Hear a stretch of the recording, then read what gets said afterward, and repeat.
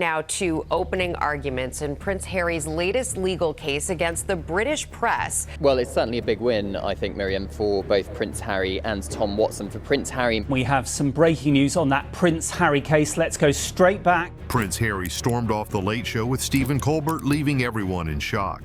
What started as a lighthearted talk quickly turned tense when Kate Winslet refused to address him as His Royal Highness.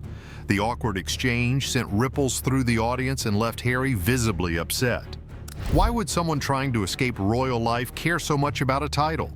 Tune in as we uncover what really happened behind the scenes that caused the UK monarchy to ban Kate from ever entering the country. The awkward silence that stunned everyone. Picture this. Harry on stage, all smiles, cracking a few jokes, looking like he's ready to settle into the kind of lighthearted chat these shows are known for. Enter Kate Winslet, poised as ever, giving him a polite, "Lovely to meet you, Harry." Nothing strange, right? But Harry wasn't having it. "It's His Royal Highness, actually," he corrected her. Cue the awkward silence. Winslet, in her typical graceful fashion, didn't miss a beat. "I thought that wasn't official anymore," she replied with a calm but pointed tone. The room shifted. You could almost hear the collective audience cringe. Before we dive into this, it's clear that what happened backstage was far more explosive than what we saw on screen, and this won't be the only thing that will shock you. His reaction? Removing his microphone and making a sharp exit, leaving Colbert and Winslet sitting in stunned silence. Was it a power move or just a flustered response? Either way, it highlighted the ongoing contradictions he seems unable to escape. He's left the royal family, or so he claims, but he still expects the world to treat him like he's wearing a crown. It's hard not to see the irony. Social media didn't take long to jump on the story. Hashtags like #PrinceMeFoot started trending within hours. Users weren't pulling punches, calling out his inconsistency in wanting the perks of royalty without the responsibilities. "You can't quit the job and still demand the title," one tweet read, racking up thousands of likes. For a public figure who's worked so hard to reshape his image, this moment felt like a step backward. Then there was Kate Winslet's role in the debacle. Her simple statement, "I thought that wasn't official anymore," was more than just a response. It was a reality check. It served as a reminder of his struggle to reconcile his identity. Winslet came out of the ordeal looking dignified and grounded, qualities that his critics often accuse him of lacking. While he clings to a title that represents a world he left behind, Winslet's composure showed that respect doesn't need a label. The deeper issue here isn't just about titles, it's about identity. His actions on that stage revealed a man still torn between two worlds. He said he wants independence, privacy, and freedom from the constraints of royalty. But moments like these suggest he's not entirely ready to let go of the prestige and validation those titles bring. It's a conflict that's hard to ignore and even harder to sympathize with when he's the one creating the spectacle. This isn't the first time he's faced backlash for mixed messaging. Since stepping back from royal duties in 2020, he's spoken openly about wanting a normal life. Yet time and again, his actions seem to contradict that narrative.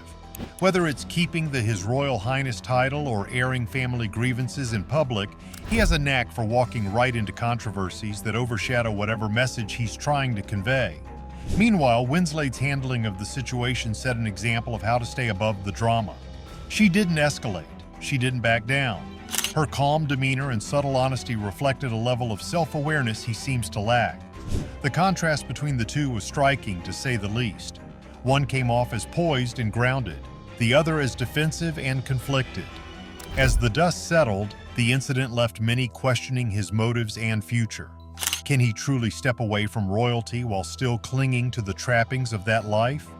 Or will these moments of contradiction continue to chip away at the image he's trying to rebuild? For someone who spent years trying to escape the public's obsession with his royal status, he sure seems to keep it front and center.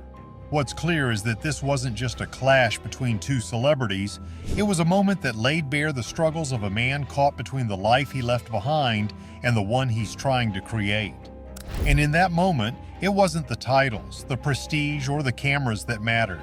It was how they handled themselves. Winslet passed the test with flying colors. Him? Not so much. Harry's early life may seem perfect from the outside, but it shows how fame and family struggles shaped the person he became. Growing up royal but far from simple. Prince Harry's early years were anything but simple, even though he grew up surrounded by immense wealth and privilege. Born on September 15, 1984, he arrived into a world that already had its eyes on his family. His parents, Charles and Diana, were constantly in the public's gaze, making Harry's childhood a blend of royal duties and very human struggles. Known to everyone as Harry, he grew up alongside his older brother William, with both boys often seen as symbols of hope and modernity for the British monarchy. But behind the palace walls, life wasn't always the fairy tale people imagined. He spent much of his early childhood shuttling between Kensington Palace in London and Highgrove House in Gloucestershire. While their life seemed glamorous, Diana made sure her sons experienced the world beyond royal life. She took them to places most royals never dared to venture: fast food restaurants, hospitals treating AIDS patients, and even homeless shelters. These outings weren't just photo opportunities, they were Diana's way of grounding her boys in the reality outside their gilded bubble. But even these moments couldn't shield him from the enormous pressures and eventual heartbreak that would shape his early life. The tragedy that struck in 1997 was a defining moment for him. His parents' very public divorce had already left its mark, but the loss of his mother Diana in a car crash when he was only 12 years old was a blow no child should endure. Forced to walk behind her coffin in front of millions of mourners, his grief was laid bare for the entire world to see. The image of the young prince holding his composure during Diana's funeral became etched into public memory. Yet the weight of that day lingered, shaping him in ways that would become more apparent as he grew older. As he approached adulthood, he inherited not just a significant fortune from his mother, but also the many expectations that came with being a royal. Diana's estate, valued in the millions, provided financial security, but the public scrutiny that accompanied it was relentless. By the time he turned 30, he and William received personal items of Diana's, including her iconic wedding dress and treasured jewelry. These mementos were not just reminders of her love, but also a connection to a life that had been abruptly taken from them. School life for him was another chapter that underscored his unique position as a royal trying to navigate normality. Like his brother and father, he attended prestigious institutions, starting with Wetherby School in London and eventually moving on to Eton College. Eton offered him a somewhat sheltered environment, but his academic path wasn't without its controversies. Allegations of cheating and claims that he struggled academically painted a picture of a young man grappling with expectations that often felt impossible to meet. Yet amidst all this, his passion for sports and his involvement with the combined cadet force showcased his determination to carve out his own identity. After finishing school, his gap year was a whirlwind of experiences that hinted at his rebellious spirit and desire for adventure. From working on a cattle station in Australia to filming a documentary in Lesotho, he seemed eager to step out of his royal comfort zone. These ventures highlighted a side of him that was both compassionate and independent.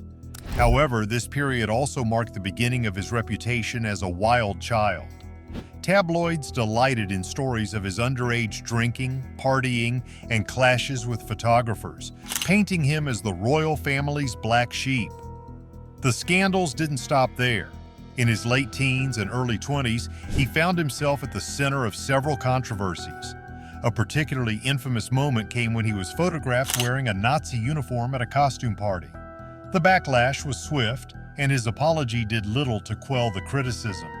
Incidents like this, along with leaked videos and inappropriate remarks, reinforced his reputation as a troublemaker.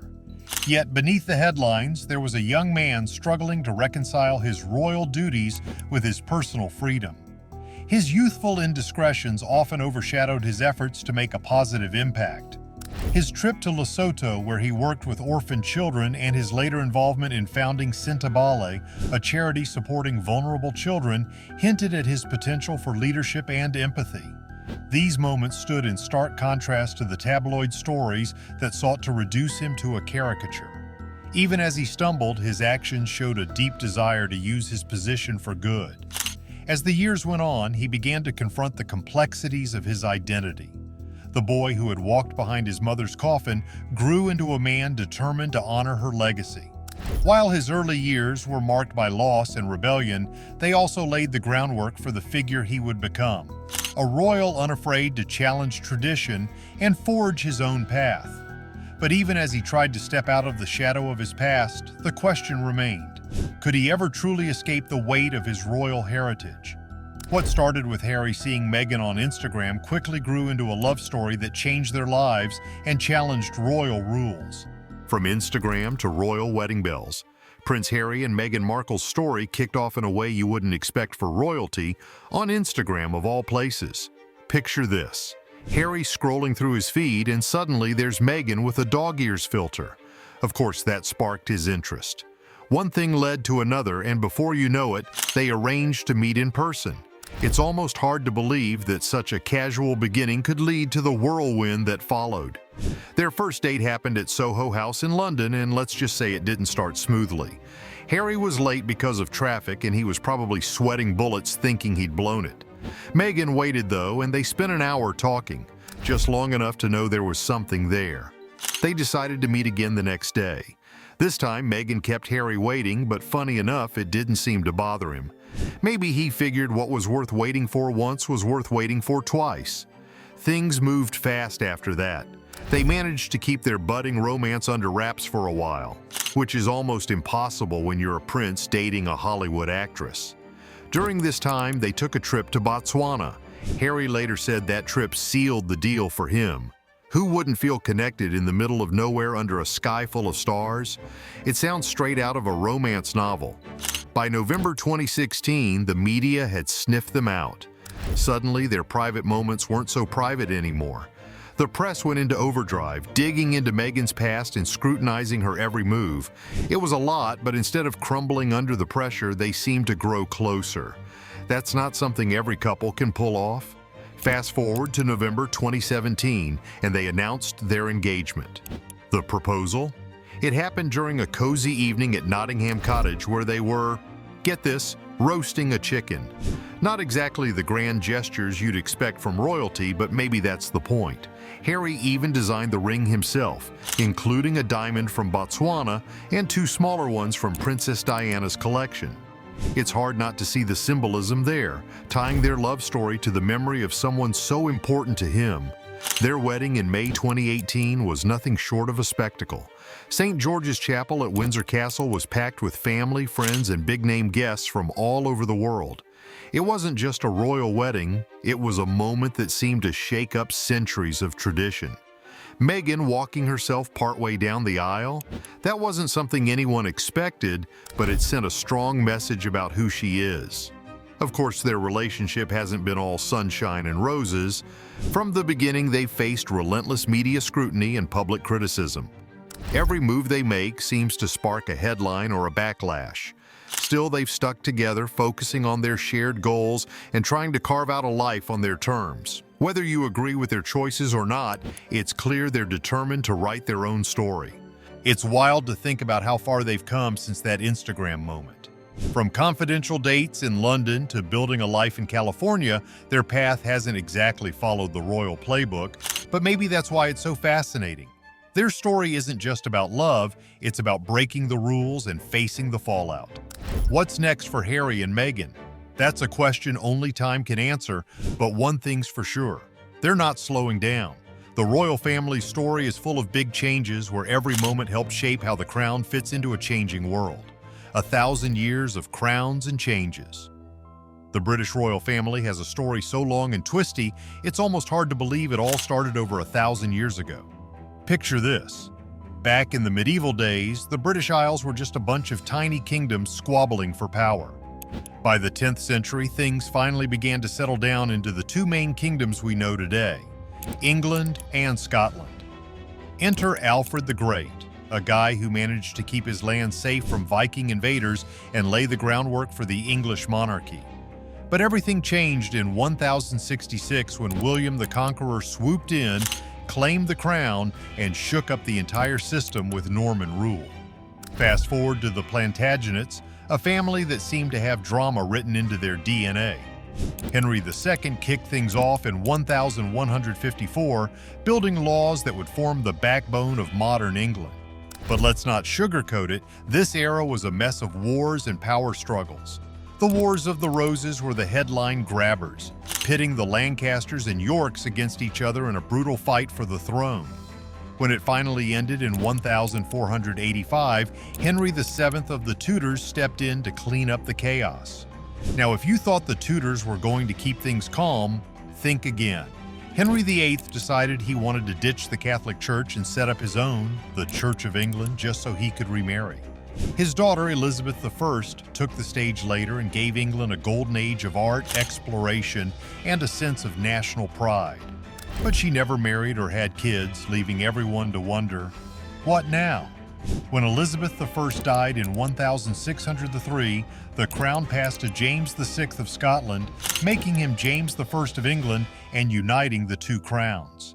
This Stuart period wasn't exactly smooth sailing, with an English civil war breaking out and King Charles I losing his head, literally. For a hot second, Oliver Cromwell turned England into a republic, but it didn't stick. By 1660, the monarchy was back with Charles II, bringing a bit of flair and fun to the throne. Things took a dramatic turn again in 1688 during the Glorious Revolution.